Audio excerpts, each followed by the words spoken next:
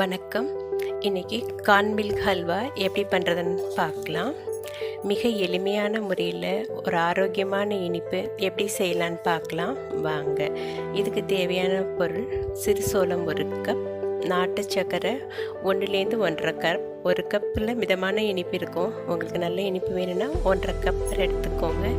நெய் 1/2 கப், ஏலக்காய், முந்திரி உங்களுக்கு விருப்பமான ட்ரை ஃப்ரூட்ஸ். முதல்ல சோளத்தை 6லேருந்து 8 மணி நேரம் ஊற வைக்கணும். குறைஞ்சது 6 மணி நேரமாவது ஊறணும்.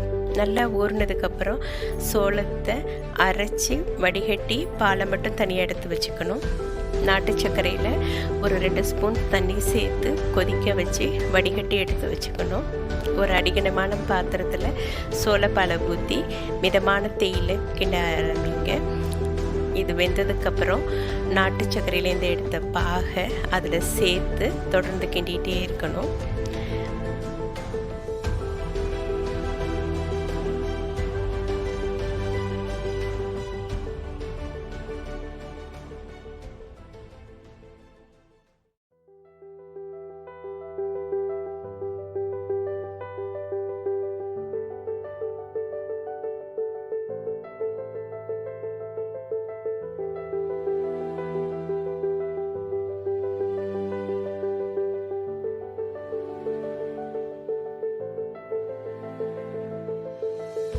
அதில் ஒரு 2 ஸ்பூன் நெய் சேர்த்து கிண்டுறேன்.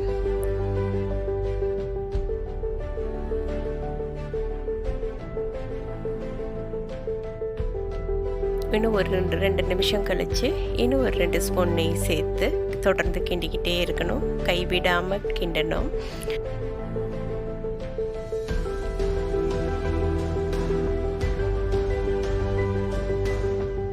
இது நல்லா வெந்ததுக்கப்புறம் அல்வா பதத்துக்கு திரண்டு வரணும்.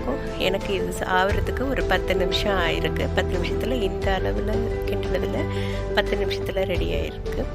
அல்வா பதத்தில் திரண்டு வந்தோடனே அதில் ஏலக்காயும் முந்திரியும் சேர்த்து இறக்கி வச்சிட வேண்டியதுதான்.